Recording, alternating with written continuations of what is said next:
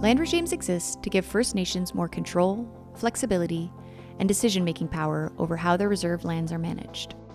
Rather than leaving all authority with the federal government under the Indian Act, these regimes allow for the gradual transfer of land management authority from Indigenous Services Canada to First Nations.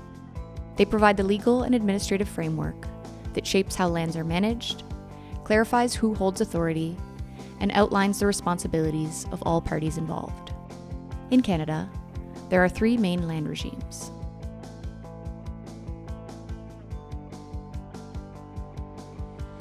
The Reserve Land and Environment Management Program supports First Nations in managing land, natural resources, and the environment on reserve. While authority under the Indian Act remains with the ISK Minister, eligible nations can assume specific responsibilities through the program. FNLMAQL enables communities to oversee the day-to-day administration of their lands in partnership with ISK, though the fiduciary responsibility remains with the federal government. To participate, a First Nation must have a certified lands manager, a designation earned by completing the Professional Lands Management Certification Program. FNLMAQL is seen as a pathway to greater autonomy and can prepare communities to transition, if they so choose, into other land regimes.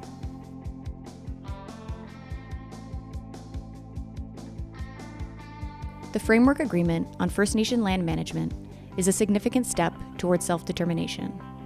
Under this regime, a First Nation replaces 44 land-related sections of the Indian Act with its own land code, which is developed and approved by community vote.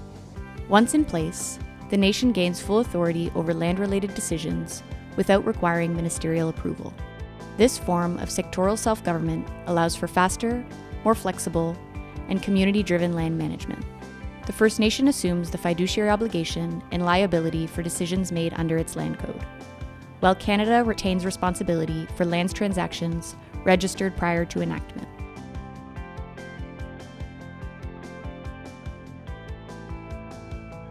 Comprehensive self-government agreements represent the broadest scope of decision-making power.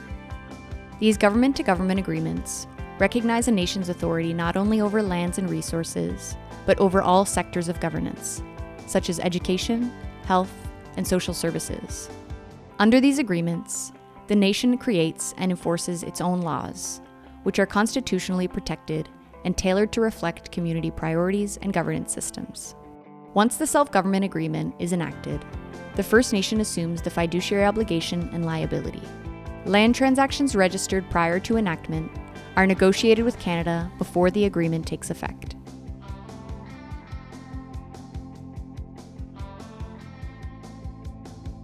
Several organizations are available to support First Nations in building their capacity and navigating the different land regime options. National Aboriginal Lands Managers Association and regional lands associations offer training and capacity development for lands managers. Lands Advisory Board is the representative body for signatory First Nations, made up of an elected chairperson and regionally elected directors. First Nations Lands Management Resource Centre is the technical arm of LAB, providing training, guidance, and technical support to signatory First Nations. Indigenous Services Canada can provide general information on land management options. It is important to note that First Nations can choose the land regime that best aligns with their community needs and priorities, and can take steps towards transitioning between systems once ready. If you'd like more details about the Reserve Lands and Environment Management Program, and to see if it's the right fit for your community, check out our next video, What is FNLMAQL? You can also reach out to NALMA, FNLMAQL, or your regional lands association for more information.